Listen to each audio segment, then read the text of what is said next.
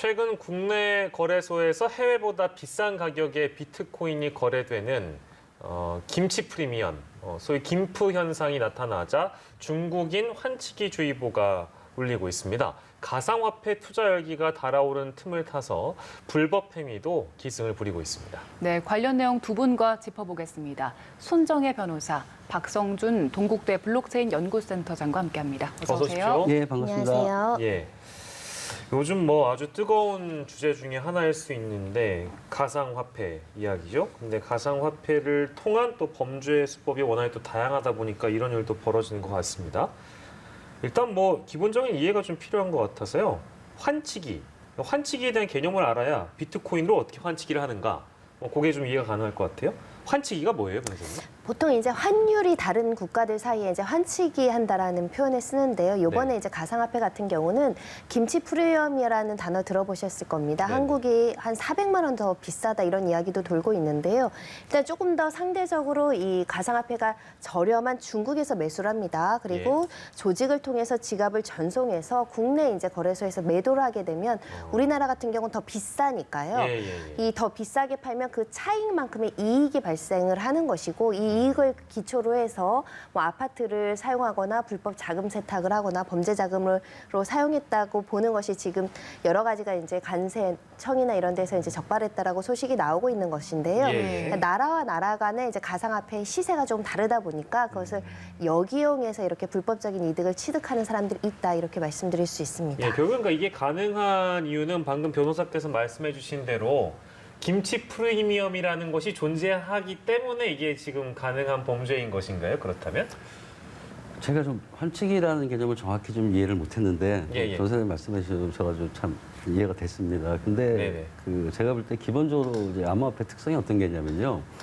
이게 외환하고 관련된 거지 않습니까? 근데 우리나라 분들이나 외국 분들이 우리나라의 외환을 갖다 서로 교환하게 되면은 거래를 하려면 정부에 신고하는 기존의 금융 생태계를 타야 돼요. 근데 암호화폐는 기존의 금융 생태하고 또 다른 이제 채널이 하나 생긴 거예요. 그래서 이제 암호화폐라는 게 이제 P2P가 되니까 정부의 어떤 통제 권리 바깥에 있게 되는 거죠. 그러다 보니까 이게 불법적이든 합법적이든 환치기를 할 수 있는 아주 좋은 조건을 가지고 있는 겁니다.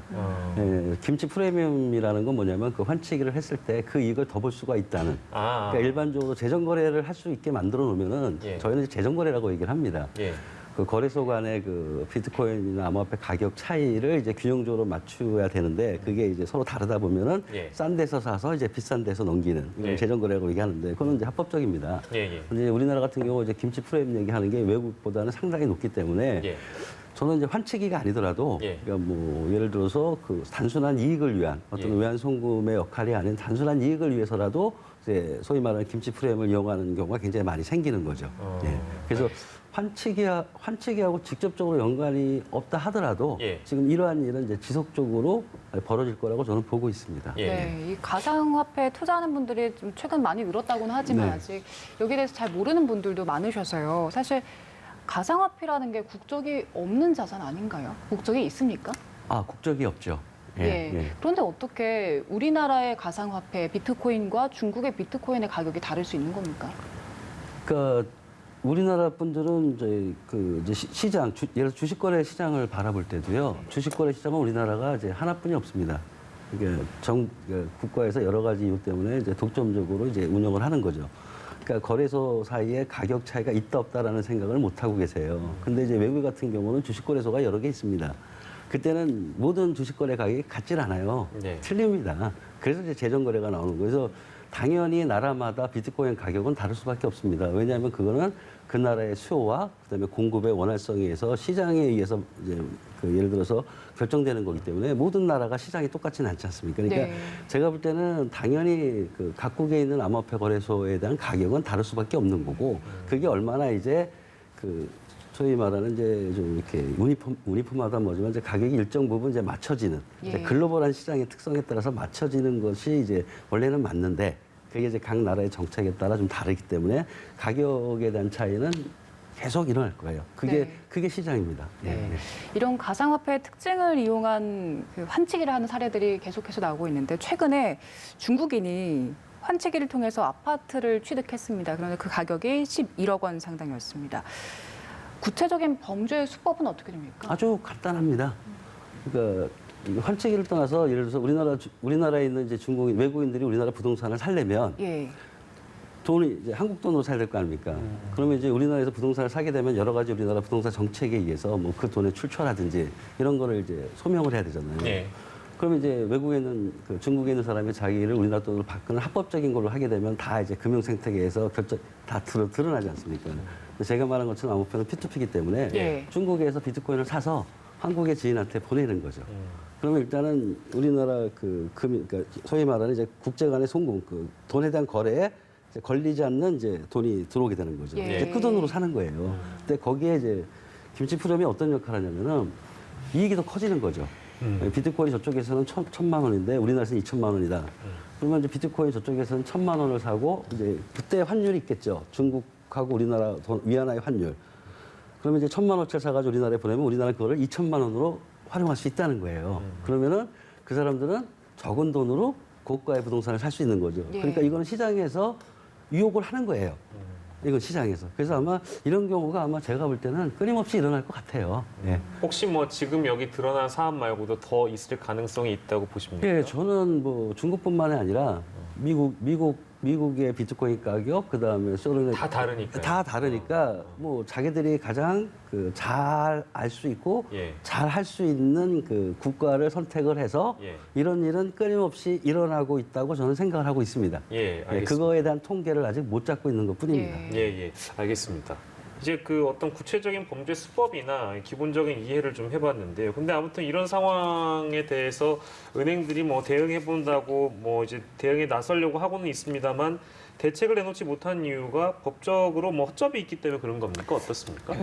사각지대가 분명히 존재한다라고 말씀드릴 수 있는데 어떻게 보면 새로운 어떤 가치 수단, 화폐가 등장했는데 기존 법들은 이것을 규율하지 못했던 것이죠. 네. 앞으로는 이제 개정돼야 될 것 같은데요.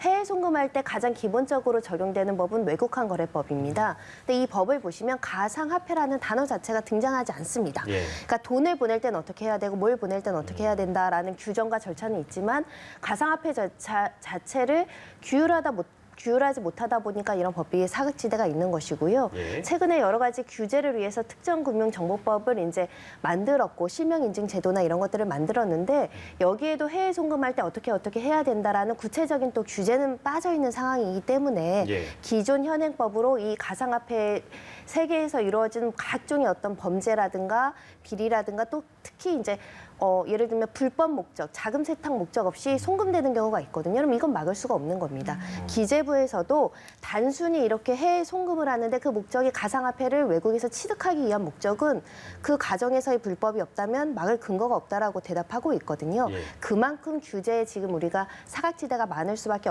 없다라고 말씀드릴 수 있는데 규제책이 조금 빨리 나와야 될 필요가 있는 것이 이달 해외 송금이 지난해 월 평균 송금액의 10배라고 합니다. 그러니까 어마어마한 국내 자금이 이 해외의 어떤 가상화폐를 취득할 목적으로 송금되고 있다라는 점에 있어서는 우리나라에 또 부작용이 있을 수 있기 때문에 살펴볼 필요가 있다라고 말씀드릴 수 있습니다. 네, 이렇게 해서 환차익으로 생긴 데에 대한 뭐 규제는 지금 상당히 어려운 상황이라고 말씀을 해주셨는데 이렇게 새로운 시장이 생기면 거기에 이제 사각지대를 노리고 범죄들이 굉장히 늘잖아요. 그래서 지금 사기 범죄도 늘고 있는데 마찬가지로 사기 범죄도 따로 처벌할 수 있는 규정은 없습니까? 아닙니다. 이 관련한 가상화폐 관련해서 허위 정보를 제공을 해서 굉장히 이득을 줄 것처럼 속여서 잘못된 정보로 어떤 이 화폐를 팔거나 이러면 기존의 어떤 형법상의 사기죄로는 다 처벌이 가능하다 이렇게 말씀드릴 수 있는데 적발이 어렵고 피해자가 늘 수 있다. 특히 이제 다단계 수법을 이용한 조직들도 지금 검거되고 있는 상황이어서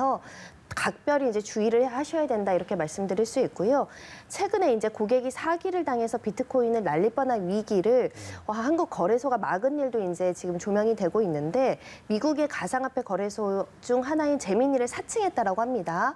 이런 사칭하는 어떤 허위 정보를 제공했을 때 본인의 가상화폐를 함부로 넘겼다가 돌려받지 못하는 일이 있을 수 있는데 FDS라고 이상금융 거래 시스템이 가동돼서 자산 유출을 방지했다라고 하는데 이 가상화폐 분야가 워낙 정보가 제약적이고 아는 사람만 알고 또 새로운 정보이기 때문에 이것이 맞는 정보인지 검증이 어렵다 보니까 가상화폐를 가지고 있는 분들 또 유통하시는 분들 사이에서도 사실 이런 사기라든가 어떻게 보면 이 속아서 어떤 거래를 하거나 이런 일은 충분히 있을 수 있기 때문에 유념하셔야 될 것 같습니다. 예, 아무튼 뭐 지금까지 저희가 그 소개해드린 내용들이 저도 좀 많이 그 이해가 어려울 정도로 아무래도 가상화폐라는 게 어떤 뭐랄까요 익숙한 분야가 아니기 때문에 아마 뭐 많은 분들이 그러실 거라는 생각이 좀 듭니다.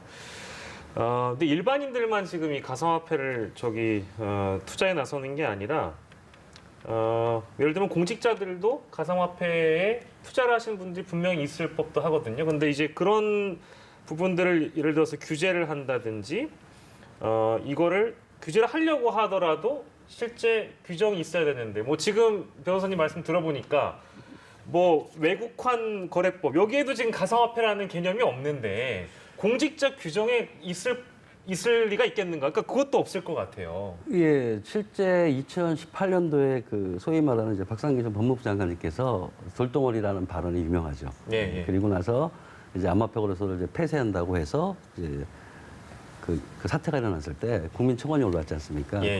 거기에 대한 답으로 이제 정부가 어떤 정부 대책을 갖다 세우기로 했는데 아직 안 세운 거죠. 약속을 안 지킨 건데 예. 제가 볼 때는 이런 것 같아요.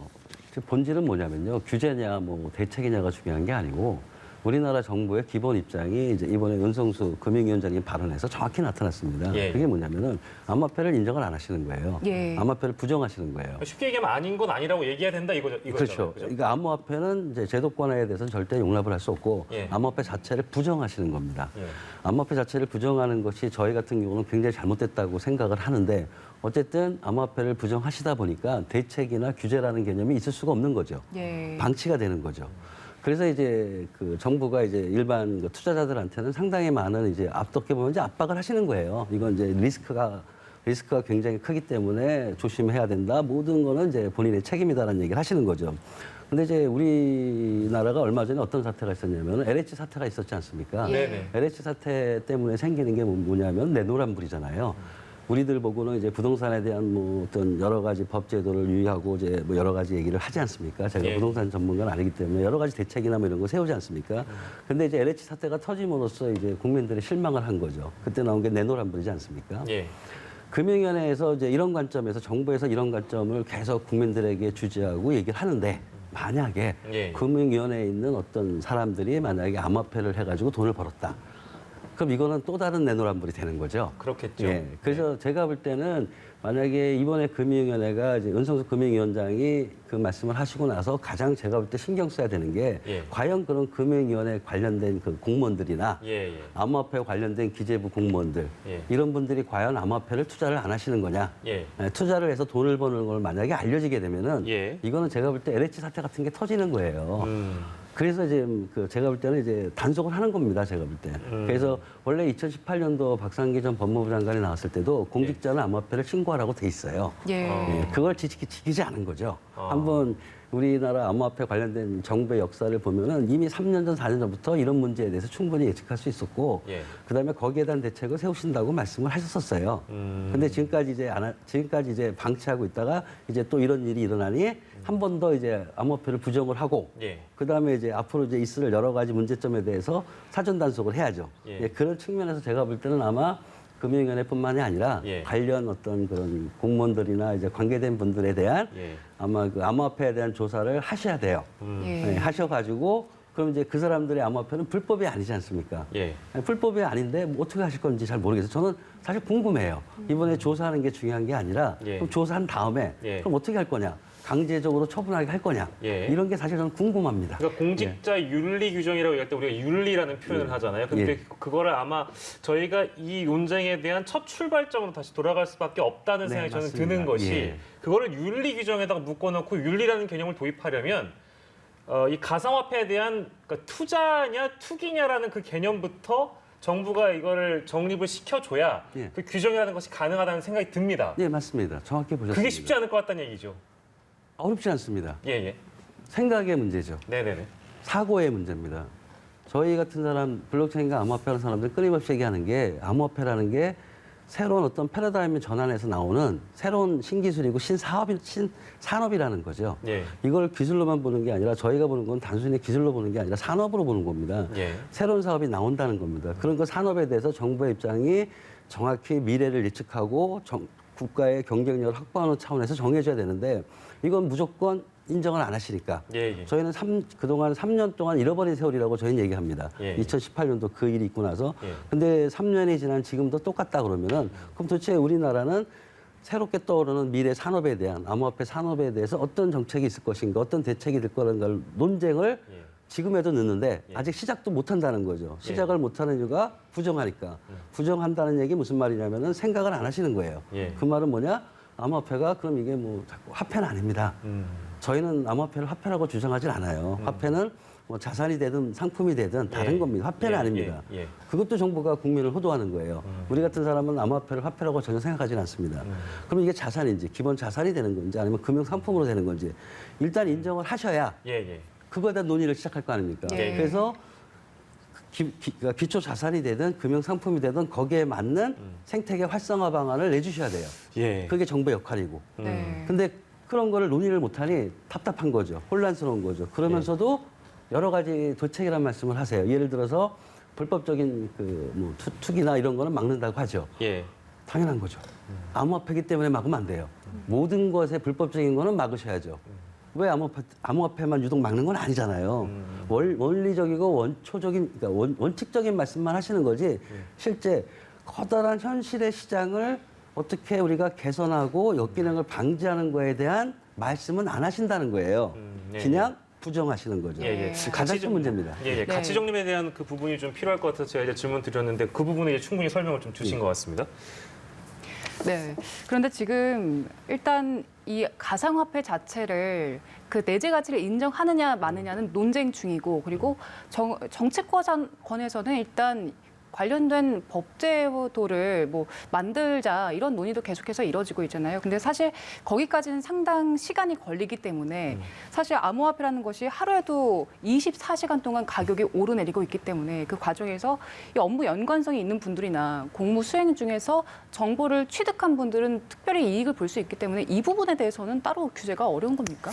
빨리 규제나 그 제도 방안이 만들어져야 되는 상황이죠. 국민의힘에서는 TF를 만들어야 된다라는 목소리가 높아지고 있고 여당 일부에서도 인정해야 된다라고 보고 있고 4차 산업혁명 시대에 이건 피하기 어려운 새로운 제도라는 인식도 넓게 퍼지고 있고요. 실제로 우리나라가 선도하고 있다고 말할 정도로 뭐 하루에 거래되는 그 금액이 세계적인 추세에서 가장 높은 수준이다. 뭐 20조가 지금 유통이 되고 있다라고 이야기를 드릴 정도면 당국이 손을 놔서는 안 된다. 양성화해야 된다라고 목소리를 드릴 수 있고요. 양성화 작업을 저는 정부에서도 고민할 수밖에 없는 처지가 이미 이 가상화폐를 통해서 수익을 발생하면 20%를 세금을 걷겠다라고 했습니다. 과세하겠다 했죠? 그러면 세금을 걷겠다면 이 수량과 이득을 확인하는 행정적인 어떤 제도라든가 절차를 만들 수밖에 없고 그 과정에서 양상화에 대한 어떤 고민을 할 수밖에 없을 것으로 보이는데 좀 어려운 개념이겠지만 주식에 대입하면 주식 거래 증권거래소들이 있지 않습니까? 예. 그럼 지금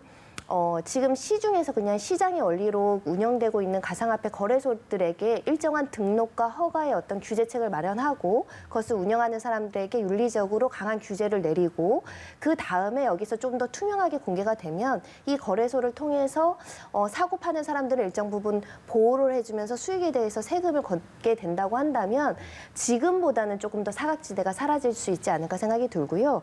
우리나라에서 이거는 실체가 없다라고 계속 판결에서 부인을 하다가 범죄 수익을 몰수하는 데는 대상이 된다라고 했고요. 세금을 추징하는데 세금을 이렇게 돈으로 가져오는 대신 가상화폐를 가져왔거든요. 이미 네. 당국이 실체를 인정하지 않는다고 하면서 자산 가치는 인정을 한 겁니다. 그렇다고 한다면 또 하나의 어떤 자산 가치로서 유무형의 자산이라고 보통 얘기를 하는데 보이질 않지만 자산으로서 인정하고 이것을 어떻게 법제도화할지는 사실은 당정청이 굉장히 노력해야 되는 게 아닌가 생각이 듭니다. 예. 아무튼 뭐 제도적인 조치나 법적인 조치가 필요하다는 두 분의 말씀은 그렇게 정리가 될 것 같고 이게 또 사실 저희가 오늘 박성준 센터장님 모셨는데 가상화폐에 대한 개념과 어떤 블록체인에 대한 개념을 좀 따로 분리해서 좀 설명을 듣고 싶은데 저희가 시간이 좀 부족했습니다. 다음에 또 모셔가지고 충분한 말씀 두 분께 더 들어보도록 하고요. 오늘 이슈 큐브는 여기서 마무리하도록 하겠습니다. 손정혜 변호사, 박성준 동국대 블록체인 연구센터장과 이 시간 함께했습니다. 고생하셨습니다. 수고하십시오.